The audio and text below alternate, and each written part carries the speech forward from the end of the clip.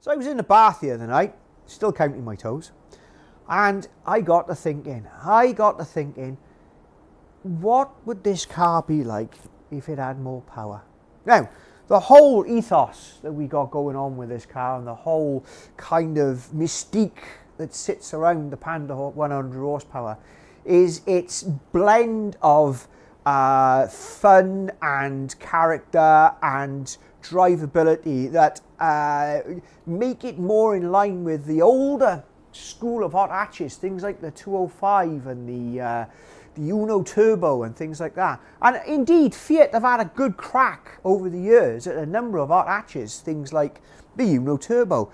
The Tipo one with the really long name begins with S in Italian that I can't pronounce. The Punto HGT, that had a fair few horsepower and it was, you know, it looked the part, I suppose. And then there was that Stilo as well, innit? The one with the 2.4 in it. And then obviously you got the Abarth stuff as well, which, yeah, you know, is that like Polestar? Is it like M? I don't know. It's difficult to tell, isn't it? But either way, right, they never did anything past this with this. Now, that was probably intentional, and fair play to it, because this represents something. I mean, there's no driver aids in it. There's nothing, do you know what I mean? Other than ABS. But, you know, day to day, that's a very good thing. But there's nothing else in it. Now, the tuning options as it starts off, you know, with the normally aspirated engine are headers, decat, filters, cams, that type of thing. You got to go proper old school on it. There are people who are fitting different, you know, ITBs, bike throttle bodies, that type of thing on them, and messing around with the injection, what have you. But it's very limited, and the gains that you get for the outlay, not fantastic. I believe that there is a company who has now or is now offering a remap solution for the ECU, and it gives you an extra 12 brake horse, which doesn't sound like a lot, but in the grand scheme of things, you know, that's not bad. It's a bit of an enigma in that way, because a lot of people will buy one of these or drive it and it'll be fantastic, brilliant, etc., etc. But a lot of people will buy one and drive one and go, it doesn't have enough power. Now, a lot of people will say it doesn't need more power. It's a fantastic car as it is, and you're right, it is. But sometimes you just want more power. So what's the best option for that? Well, if you remember back a bit, I've just had an amazing idea.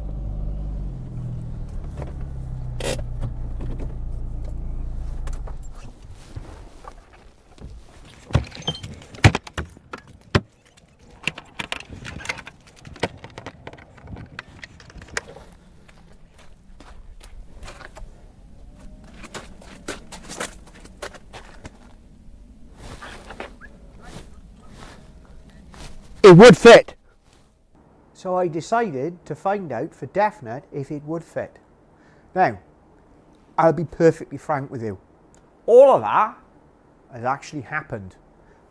And that's the car sat there at the moment. But, all the videos that we did, and the link is there. It's there. It's definitely there. I can see it. All the videos that we did were quite detailed, quite long, and I'll be honest with you, despite the fact we were breaking fairly fresh ground with what we were doing and the way that we did it, not a lot of people watched it. So this version is the short version. This is the compact version. It's not the how we did it. That is all of those videos back there, all those really long, there's hours of it, you know, because I wanted to put the detail in it so you can see what we were doing. But as I've mentioned, not a lot of people watched it. So I decided the best thing to do was make this slightly more svelte version, because this is literally just me shoehorning a different engine into this car and doubling the horsepower in it. And if you want to watch that, this is the video for you. Then we're going to find out if it's actually any good, or if it actually ruins a perfectly good car. I'm not entirely sure that doubling the power in a car can ruin it.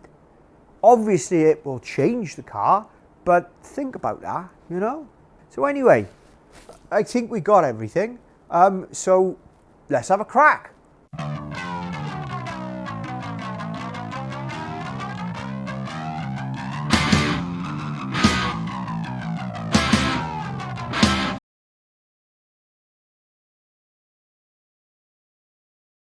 what we've got here is a 2016 595 Competizione engine with apparently 36,000 miles on the clock. And visually, I would say that that is spot on. It is a Euro 6 engine. It is one of the later ones that was, you know, and it's rated at 180 of your broken horsepowers, and I don't know what that is in kilowatts. So I'll put that up somewhere. But also, everything to make all of this disappear inside a Fiat Panda. How are we going to do that? I have no idea yet. This is a 100 horsepower ECU. It is diminutive, to say the least. It is actually, it's hilarious. One side of it, can't remember which one, like I said, is the one that controls all the engine functions. The other side of it is the body. What that means is that we've got to get a ECU that will talk to that engine, do all the things it needs to do, plus talk to the body in the same way that this does. And such a beast does exist. That is a Fiat Bravo multi-jet ECU. It's of the same generation as the Panda, and it should talk to the body of the Panda. These are not a direct swap. There is a bit of jiggery pokery. They've got to go on with some pins and some wiring. One of the things that has to happen for all of this to work properly is the loom that is on here, which is what connects everything important here, is meant to interface with the Abarth ECU, which we're not using. Now, there's two ways of doing this, apparently. First way is to repin this with a different plug on. The second way is to replace this loom with the loom from a Bravo, because all of the bits should be in the same place. Should be. If only we had a loom from a Bravo. Oh look! A loom from a Bravo! We really got a crack on you, and obviously me talking about all this and waffling, I could be, you know, stripping things down. Yeah, I did say that out loud. Anyway, let's have a crack.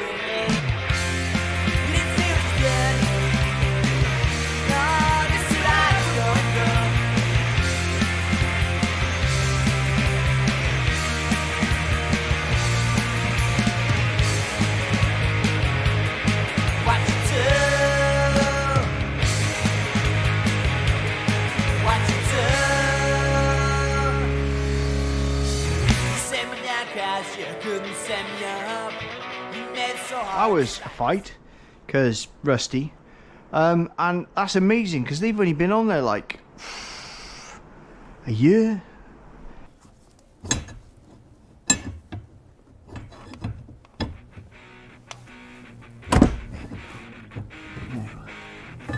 That is that done, because that now drops straight out there.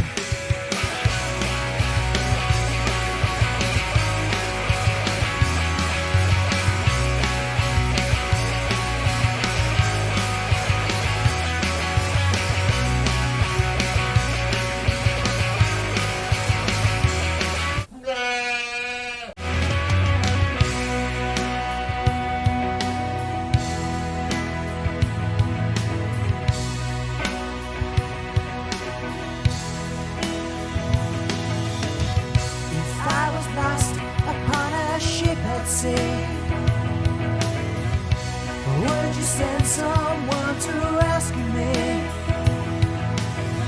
If I was blind, then would you help me see all the things you put in front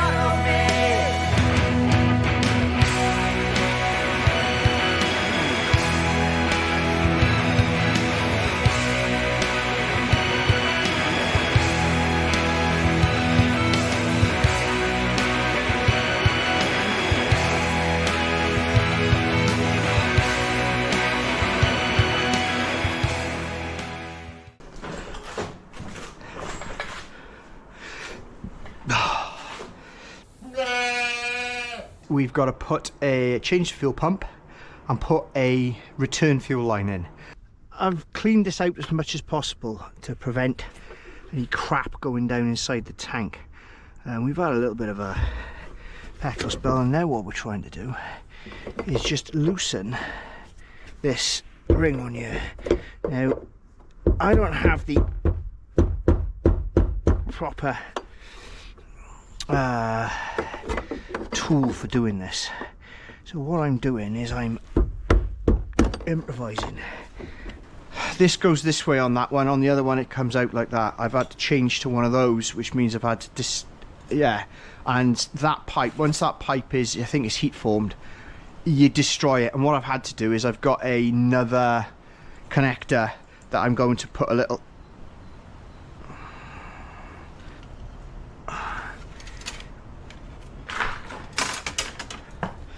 all the plumbers out there freaking out. Don't do it like that. This little bad boy here is the actual, it's an Abarth clutch pipe. Now, I couldn't see any differences in the slave cylinder, sorry, master cylinder, which is that there, which I'm going to ignore. This is an Abarth clutch that can fit nicely, and then that looks about right. So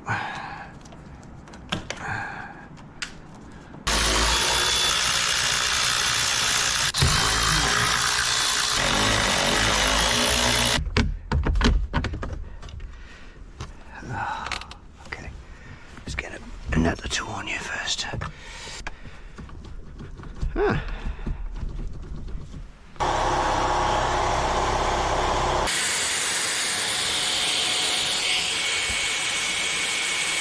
Could use a different clip.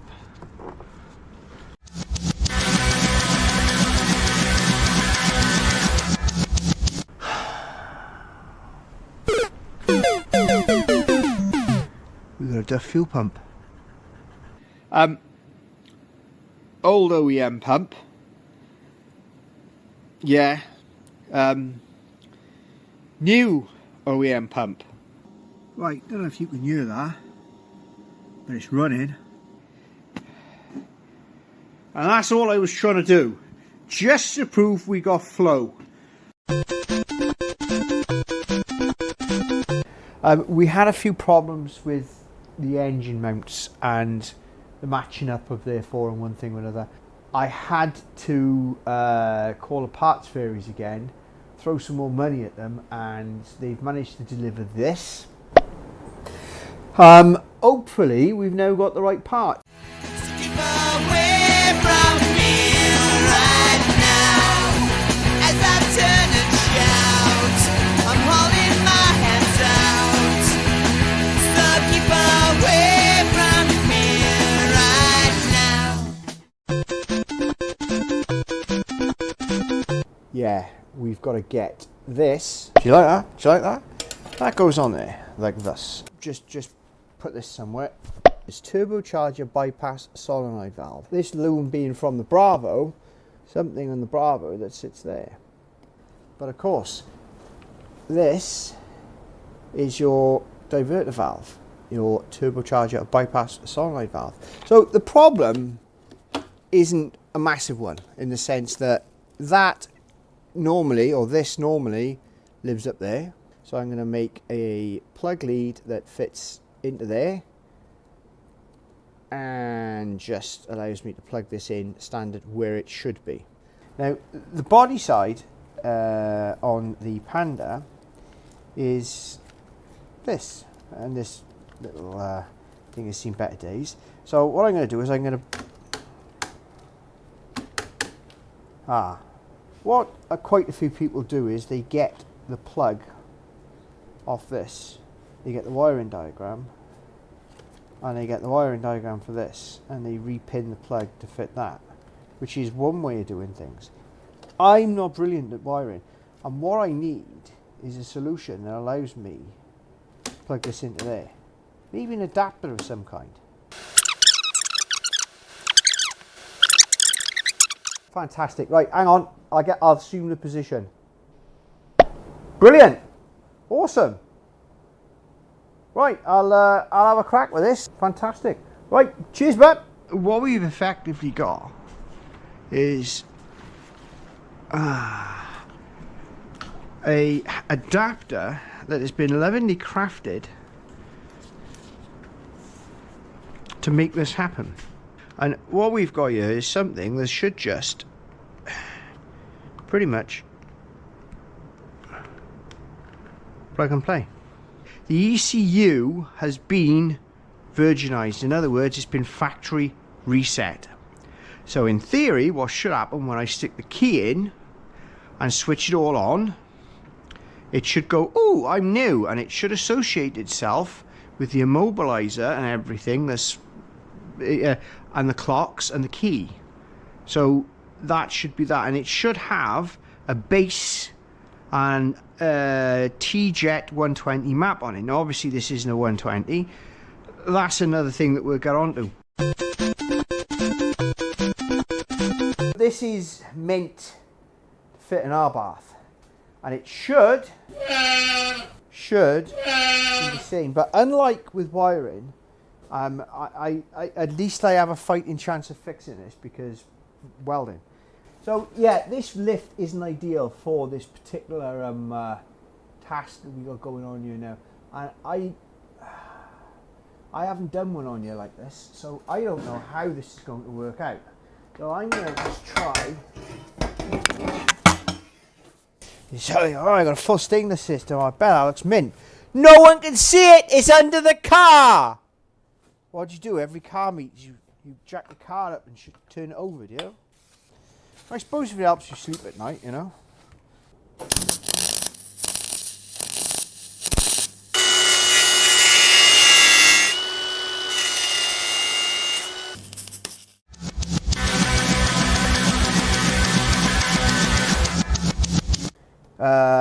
The return line, which is the Uber line that we put in, that's running around there, and all of this is proper graded hose. This is the fuel in, along with its little and we've tested all this, we know it's working. We've got the charcoal canister, the vapor release there. That's got some vapor thing that goes into the intake. Anyway, so we've got that. These are all hooked up now, and there's the correct sensor and everything, all that. But let's just find that's in that there, which we're gonna. So that there comes up under there, and this there, clicky clicky clack. Fantastic. Right, let's hook you up here.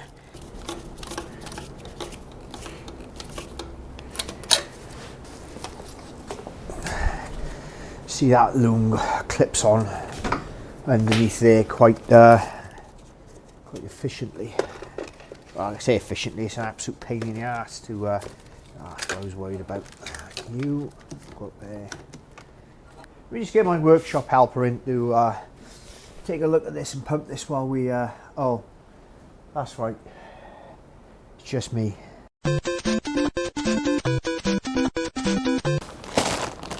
That is a nice bag of clips. Yeah, that's definitely the right hose. Could not make it up. Right, I reckon what we need there is a 45. Is that a 45? I found it. The quality is oh. Oh.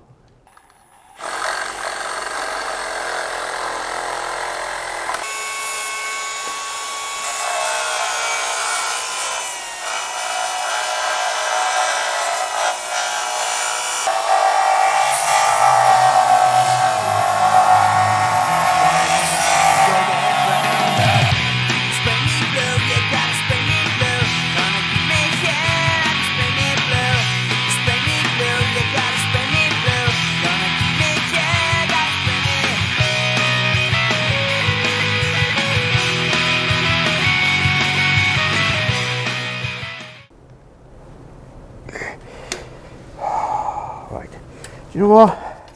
Let's have a look at it.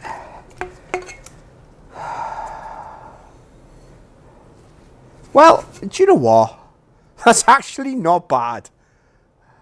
Now I've got 2 smaller intercoolers, and we're going to have a crack and we'll see what goes on and occurs. Because, you know, and all this got to go back on as well. And I'm hoping that over the next 2 days, it all gets nailed. So, let's have a crack.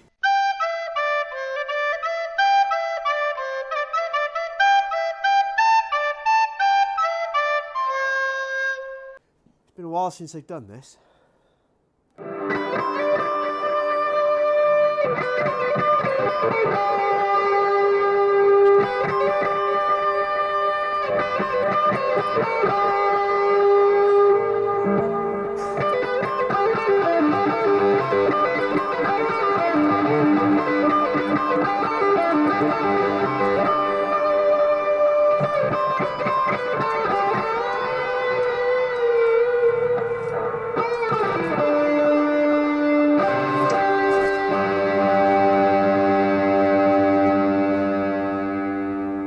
It's like riding a bike. So we've had a few challenges around the old suspension. This suspension that's supposed to fit, you know, straight in. Yeah, doesn't. The main challenges have been around the anti-roll bar links, and there's now some new ones now I've put it all together. Advice and different takes on the roll bar links that need fitting, and different people have done different things and made different things work by the sounds of it. These are standard Abarth drop links. They are 290mm. These are off 2018 Competizione, I think, and they are the FSD that's fitted to them. This particular ABS sensor here is the Abarth one. It fits okay, and you can move these little rubber things, so that's been kind of good to do. And I've moved them round, and I've made them fit, and it's got to go. Yeah, it's all that's all okay if you can do that. So the brake hoses on the Abarth, this union here is over here. Now you have to bear in mind that this strut is actually meant to be fitted on the other side. So this here is the captain's side strut. The drinker side strut is on the other side. We swapped them over to move this over to there, so that fitted there, and all that jazz with the anti-roll bar. When something doesn't fit and you make it fit, something else will probably not fit. And in this case, it's the brake hoses. Now, these are actually Abarth brake hoses, because I fitted Abarth calipers to the car. However, it's clear that they're no longer long enough for this setup. Those hoses are 450mm long. That's 3.5 miles to you Americans. I think they need to be between 50, probably 50-60mm longer. The bolts for the Abarth hubs are bigger, and I bought bolts for the Panda. At least I think I bought bolts for the Panda. It looks as if they're Panda. New hoses, new pitch bolts.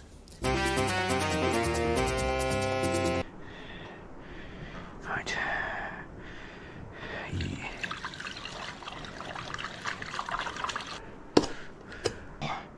Quality, quality, quality. Abarth 0101 dinosaur. Ah.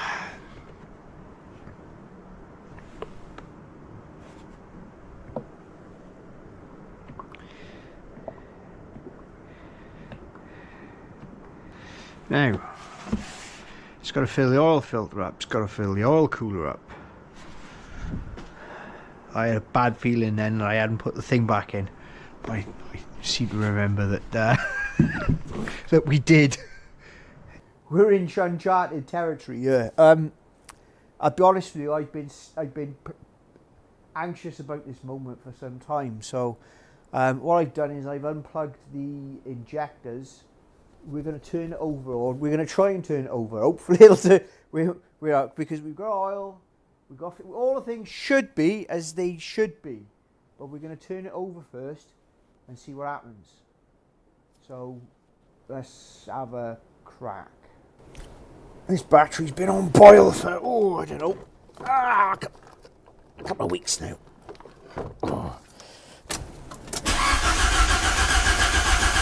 Also encouraging.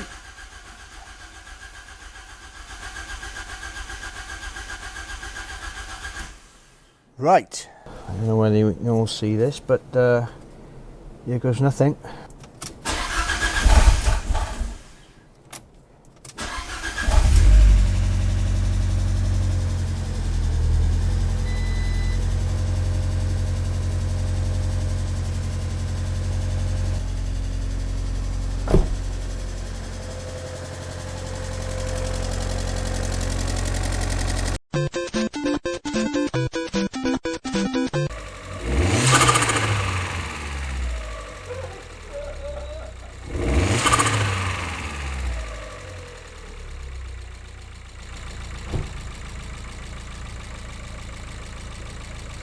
It makes choo-choo noises! So, is that working? Yeah, we got air coming out of there. We got hot air coming out. We got hot air in the car, which is great. I love this little car. Oh, I don't want to curse it, but I'm happy at the moment. So, I think we've, you know, and then once all that's done, and we've made sure we've got no leaks and everything else and what have you, we can start putting a lot of this back together. Oh man, we got a Turbo Panda.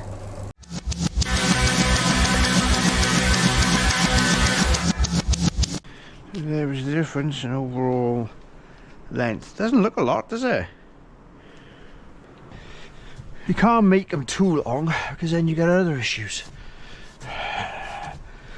Like they get caught on a moving wheel.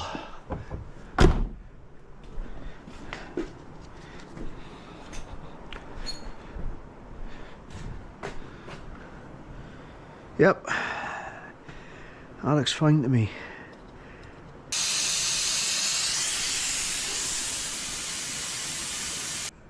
So you'd expect that to see 90 if it was, you know, and it's 89.3. I'll be honest with you, I think that I don't think it's going to get much better in respect to that, but we're going to have a fiddle with these bolts, yeah? One of the things I'm struggling with in my head at the moment is all the bolts I've got left over. Literally loads, but then I realised that I've replaced a lot of it with new hardware. I probably should have kept some sort of count. This is a bigger knob than the other one. If this is good enough for a GR3, it's good enough for my gear gate. We made some progress. I decided to do something slightly different. Air vent, yeah, okay. So, do you like the genuine fake carbon? Yeah? Yeah, I'm quite pleased with how that turned out, actually. That's, unfortunately, what it has highlighted is this bumper's in worse shape. Obviously, it's raining because, you know, Britain. I blame Brexit. Anyway, we got to give it a bit of a run. Now, we do have an alignment issue. The wheels are tracking straight ahead, but it's a bit, you know, yeah. And that's kind of where we are. Everything else should be okay, but we're going to take it nice and easy. Oh, that exhaust is quite loud.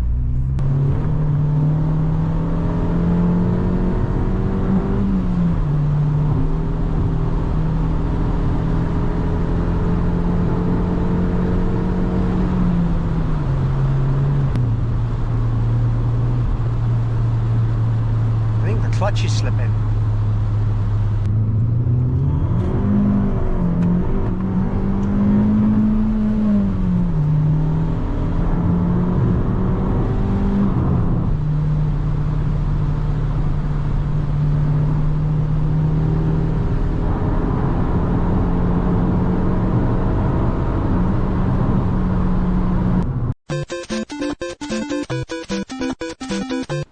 So I'll give you a bit of a rundown on what we got going on here, because basically I trashed this last night.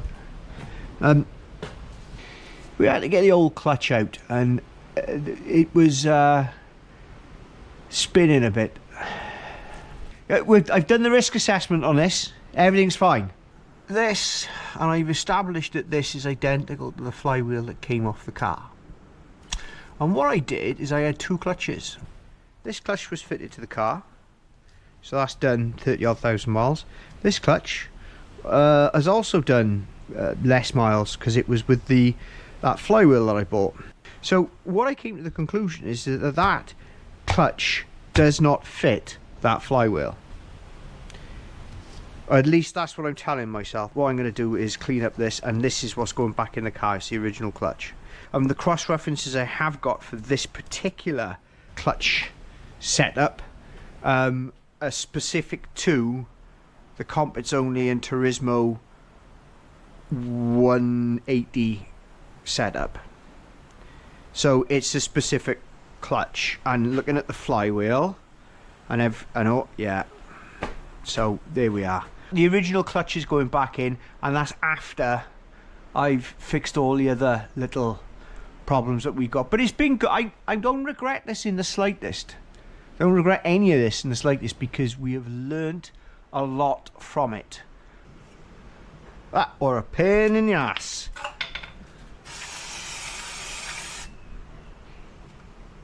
Right. Moving on.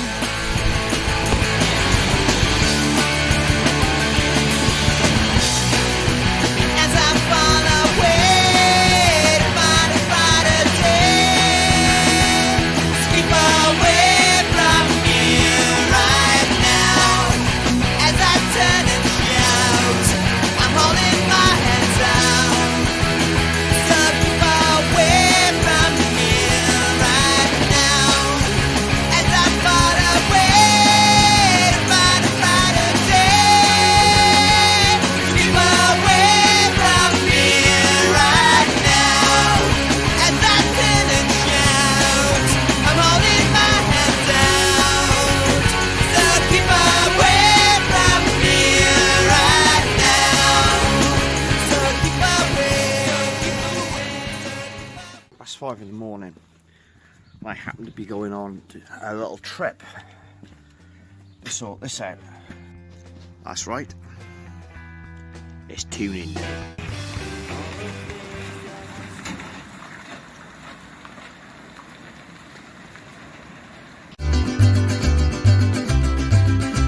So we're on a train going up north to go and pick the little Panda up because it's done.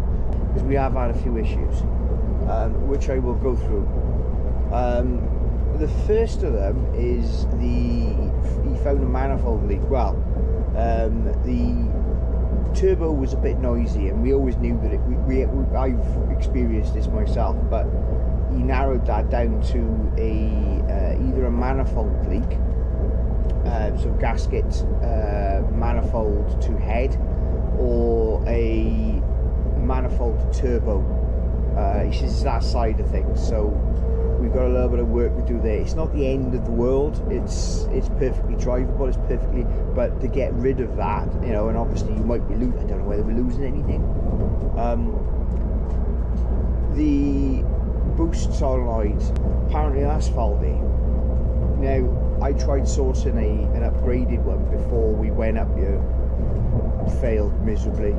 However, he fitted a known good second-hand one that he had, obviously from people who've been upgrading them, and said you need to get the upgrade. So yeah, we can do that. That's no problem. That's plug and play. What else was there? The exhaust apparently is restrictive. He says you go up to 2.5 inch, should help quite a bit. The cat is going to be a bit of a concern because that's restrictive. However, obviously you want it to pass an MOT. The biggest issue we've got is cooling. The intercooler is apparently terrible. It's too small, and I think we knew that, didn't we? You know, but it's too small. So we're going to have to revisit that and re-engineer the whole thing. The inlet temperatures that it's experiencing, and I don't think it's just the intercooler that is causing that. I think it's the way that we've done things in general. There's not enough cold air getting into the car, and there's definitely not enough hot air getting out. And even though the headline figure, which I'm not going to go through now, isn't what we thought it was going to be, the car should be significantly more drivable, which is the important bit, I suppose, and it's what I'm looking forward to finding out, as to whether what it's like to drive, what it makes you feel like, you know. And I'm looking forward to it, to be honest with you, because that's why we do this, isn't it? Or it should be why we do this. It's definitely not to get in a train at 5:30 in the morning and schlep halfway up the country. You know, I haven't even had any coffee yet. Can you tell? Anyway, I've got no idea where we are. There's trees. Of course. Right. You know, I'm a bit disappointed, to be honest with you. Been up north for a while now. I'm currently in Bolton. Bolton train station. And I haven't seen one guy in a flat cap or any whippets.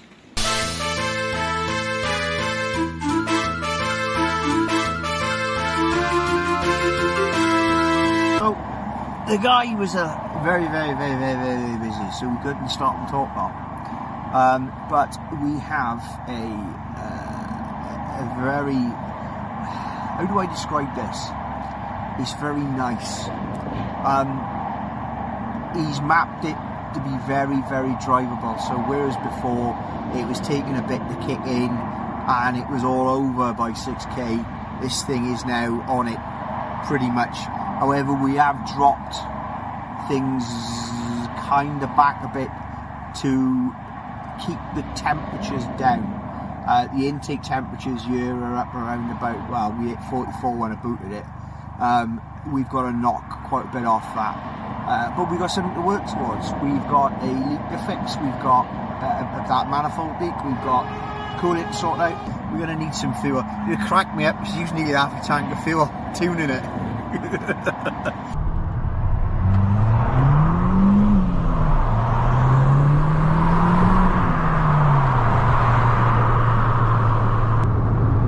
So, quick appraisal of what we got going on in terms of the way this is driving. It drives so much better than it used to. So you've got power pretty much. You can hear the turbo spooling up. Almost, I'm not going to say instantly, but it's a lot better. The other thing is that apparently it's now good to 7k.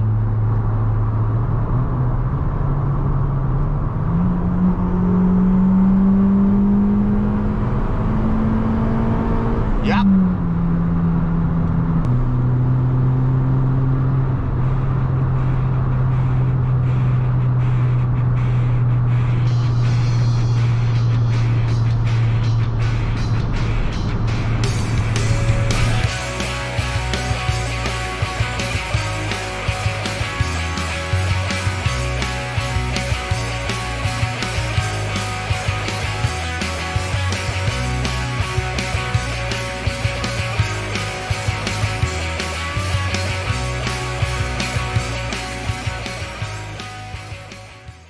It's alright, that.